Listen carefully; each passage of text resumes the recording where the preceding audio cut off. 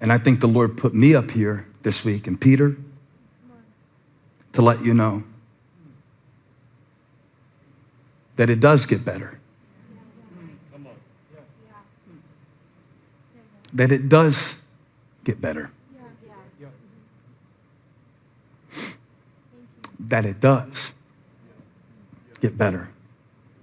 I said it 3 times like the angel. Because the devil says never. Over and over and over and over again. Because the devil understands the power of repetition better than you do. Last week, I told you, this is Jesus, John chapter 8, that the devil, and we talked about the devil is a liar, but he doesn't sound like a liar. He sounds like you. His native language is lying. And one of his favorite words is never. Never. You know what depression is? Depression is when you finally give up hope that it will ever be any different than it is right now. The reasons behind it have medical roots and also have clinical treatments. That's not my point. My point is that the devil knows how to tell you and make you feel like you're never gonna be happy again. You're never gonna be loved again. Never. That's the language that he lies with. Never. Never. And he tells you never. He tells you never. He tells you never about certain opportunities, you know? Well, that's never gonna happen. Nobody ever notices you anyway. Have you ever noticed how they never notice? This is how the devil talks. What's the point in trying? They never notice. They never say thank you. They never appreciate you. Never, never, never. Never, never, never. Never, never, never, never, never, never. And eventually you just agree with the devil to get him to shut up. Okay, it's fine. The truth will set you free. But I left something out last week, Chetwin. I left this out last week, and I want to give it to you now. In 8:32, he says, the truth will set you free. But watch what the Jews say when Jesus confronts them with the truth. He said, the truth will set you free. You got the verse? Quickly. Verse 32. They answered him. I can't believe I left this out, Hall.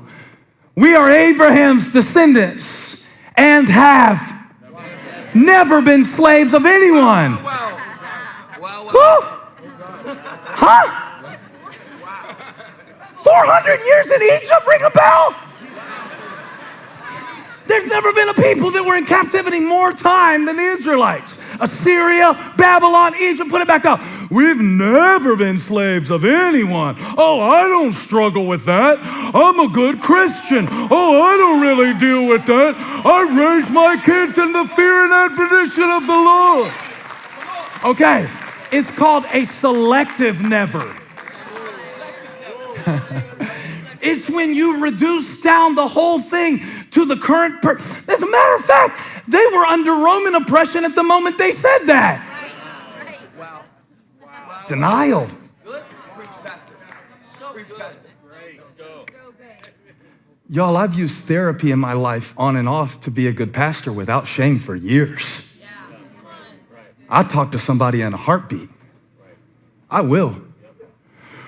Well, you should talk to the Lord. I talk to him and people because I can't see him. Thank you, Pastor. You make us feel so much more, because I thought you never struggled. No, I do. I struggle a lot. That's how I get these little messages. I go down to hell. I box the devil 6 days. I come back and tell you, here's something to try on him. All right? But my fear was, I was like, I'm probably not gonna finish strong, man. I mean, good grief, I struggle with this and I deal with that. And oh my, most people, 9 out of 10 ministers I heard one time don't. And the person said to me in a counseling session, you may not, but I actually think you will. And here's why I think you will, because you know you might not. That's great. Now, some people would call that being negative. When Peter said, never, Lord, I will never deny you. Isn't it funny how he was the first one that did? When you say never, you know, I never, no, I mean, I would never deal with that. I think it's crazy. God will give people the word that they need for something they're about to go into, and they won't even write it down or listen to it. They don't know they're gonna need it. Because God is giving you what you're going to need for where he knows you're going to be. And you're so like right here, right now in this season, if it doesn't say exactly what I want it to say right now, but you might need this. You might need it Thursday. You might need it in 3 years. You might need it for somebody else. It might not even be for you. I don't know what Peter was praying about on the roof in Acts 10, but I don't think he was praying for Cornelius because he didn't even know who he was.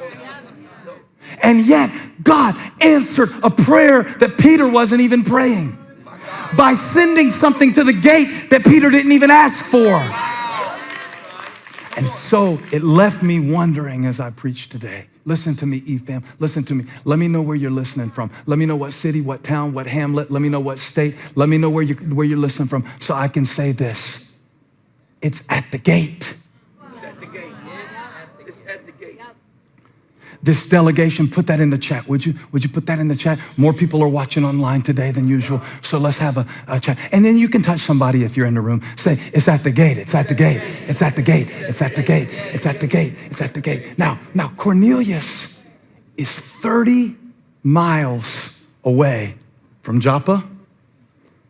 He sends a delegation. It takes them almost a day to get there. One commentator said that Cornelius sent an extra beast for Peter to ride back on. I don't even know who Peter is, but he's gonna need to get back in a hurry. Were you paying attention when I read, or were you still kind of like drowsy? God told Cornelius where to get Peter, but he didn't tell him why. You know, the story ends pretty cool. I didn't get all the way there, and I'm not closing my sermon either, but let's skip to the end for a minute. He said, go send for Peter. And when Peter got there to Caesarea, 30 miles away, there was a crowd waiting to hear the message of Jesus. And Peter preached. I got to show you this verse. It's Acts 10:34. When he got there, he began to speak, and he said, I now. LB, hold him down, Will. He can't handle it. I now realize in verse 34, because I obeyed in verse 19. I now realize how true. So you don't know the truth until you obey the word. Now, God, give me strength to preach this. God, give me strength to preach this. God, you keep asking God to explain it, and he keeps telling you to trust it. You keep asking God to explain it, and he keeps telling you to obey it. You keep asking God to make sense of it, and he keeps calling you to walk in it. And everything that God did in my life, well, it was something that at one time I never thought possible. So I'm preaching to you. I'm not talking about Peter. I'm not talking about Cornelius. I'm not talking about the fish with the scales. I'm not talking about the animals with the hooves. I'm not talking about the Gentile world, the Jewish world. I'm talking about you right now on the roof, seeking God, trying to figure out what in the world is this coming into my life? What does this mean? Why am I here? What is this season? How can it be? What will it take? Can I do it? And the devil's saying never. Hey, come on. And God is saying now. Now. Woo, 3 letters. But I feel it in my spirit. Now. N-O-W, devil, now. Surely the Lord is in this place. When? Now. How do you know it? By faith. Now faith is the substance of things hoped for. I can't see it, but I know it. I can't prove it, but I believe it. It's a promise. It's a promise. Never will I leave you. Never will I forsake you. That's what God said never about. That's what God said never about. You never take his presence from me. There will never be a day in my life. There will never be a moment in a day. There will never be a nanosecond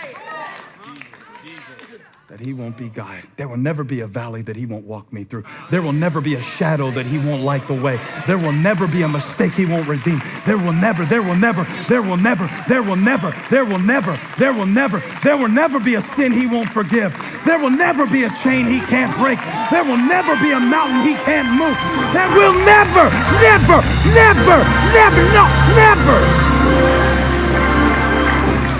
Okay, touch at least 3 people and say never. A new never.